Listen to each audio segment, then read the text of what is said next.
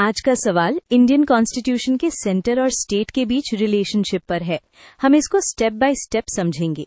पहले basic meaning, फिर structure, फिर क्यों जरूरी है और लास्ट में चैलेंजेस और future direction. Let's use a simple diagram to make the relationship easier to सी।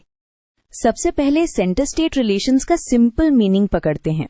ये बताता है कि यूनियन गवर्नमेंट और स्टेट गवर्नमेंट्स पावर्स कैसे शेयर करती हैं, कैसे कोऑर्डिनेट करती हैं और कॉन्फ्लिक्ट आने पर कैसे रिजॉल्व होता है। गोल ये होता है कि कंट्री एक साथ भी चले और स्टेट्स को वर्केबल ऑटोनॉमी भी मिले। अब फाउंडेशन समझो। इंडिया को कॉन्स्टिट्यूशन ने फेडरल डायरेक्शन दिया, लेकिन स्ट्रांग सेंटर के साथ। इसका रीजन प्रैक्टिकल है, यूनिटी मेंटेन करनी होती है, स्पेशली डाइवर्सिटी और सिक्योरिटी नीड्स के कॉन्टेक्स्ट में। इसीलिए कॉन्स्टिट्यूशन में डिवीजन ऑफ पावर्स के साथ कुछ ओवरराइडिंग पावर्स भी सेंटर को मिलती है। स्ट्रक्चर का सबसे इंपॉर्टेंट पार्ट है लेजिस्लेटिव रिलेशंस, यानी लॉज बनाने की पावर। कॉन्स्टिट्यूशन सब्जेक्ट्स को यूनियन लिस्ट, स्टेट लिस्ट और कॉन्करेंट लिस्ट में बांट देता है। इससे कंफ्यूजन कम होता है, कौन से टॉपिक पर कौन लॉ बनाएगा। कॉन्करेंट में दोनों बना सकते हैं, लेकिन क्लैश हो तो यूनियन लॉ यूजुअली प्रिवेल करता है। नेक्स्ट आता है एडमिनिस्ट्रेटिव रिलेशंस। सिर्फ लॉ बनाना इनफ नहीं, इम्प्लीमेंट भी तो करना होता है।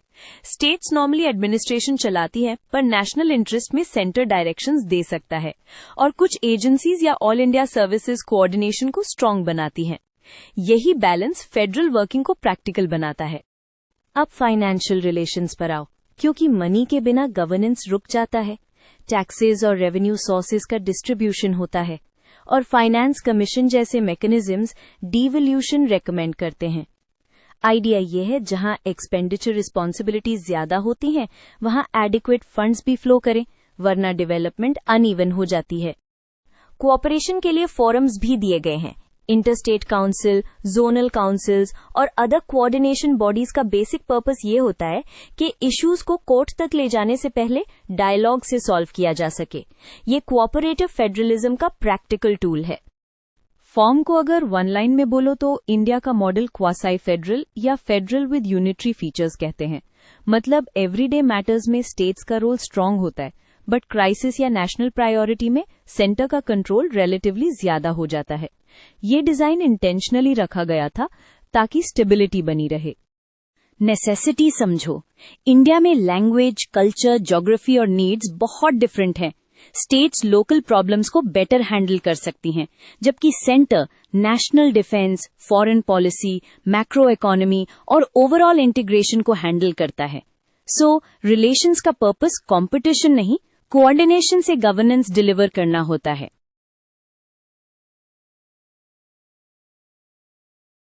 अब चैलेंजेस पे आते हैं। यहीं पे स्टूडेंट्स कॉमनली कंफ्यूज हो जाते हैं। एक इशू होता है सेंट्रलाइजेशन का, जब स्टेट्स फील करती हैं कि उनकी ऑटोनॉमी श्रिंक हो रही है। दूसरा फिस्कल स्ट्रेस, स्टेट्स को स्पेंडिंग ज्यादा, रेवेन्यू कंपैरेटिवली लिमिटेड। तीसरा political friction, different parties power में हो तो कोऑर्डिनेशन टफ हो जाती। कुछ स्पेसिफिक फ्रिक्शन पॉइंट्स भी आते हैं, जैसे गवर्नर्स रोल, इमरजेंसी प्रोविजंस का मिसयूज का fear, law and order versus national agencies और interstate disputes like river water sharing. यहाँ प्रिंसिपल सिंपल है, जहाँ रूल्स एम्बिग्युअस होते हैं वहाँ ट्रस्ट डेफिसिट और लिटिगेशन बढ़ जाती है। फ्यूचर डायरेक्शन में फोकस कोऑपरेटिव और कॉम्पिटिटिव फेडरलिज्म दोनों पर होना चाहिए। कोऑपरेटिव का मतलब इंस्टीट्यूशंस को स्ट्रॉन्गर बनाना, ट्रांसपेरेंसी और कंसल्टेशन बढ़ाना। कॉम्पिटिटिव का मतलब स्टेट्स को इनोवेट करने का स्पेस देना और बेस्ट प्रैक्टिसेस शेयर करना। साथ ही फिस्कल फेडरलिज्म को फेयर बनाना और डिस्प्यूट रेजोल्यूशन को फास्टर और प्रिडिक्टेबल बनाना, ताकि अननेसेसरी टसल कम हो। एंड में एक quick summary. Centre state relations का कोर आइडिया बैलेंस है। यूनिटी भी चाहिए और स्टेट्स की ऑटोनॉमी भी, क्योंकि गवर्नेंस ग्राउंड पर स्टेट्स ही डिलीवर करती हैं। अगर आप आंसर लिख रहे हो तो डेफिनेशन से स्टार्ट करो, फिर स्ट्रक्चर को लेजिस्लेटिव, एडमिनिस्ट्रेटिव, फाइनेंशियल में ब्रेक करो, देन फॉर्म, नेसेसिटी, चैलेंजेस और फ्यूचर रिफॉर्म्स। ये फ्लो एग्जामिनर को क्लियर, कंप्लीट पिक्चर दे देता है।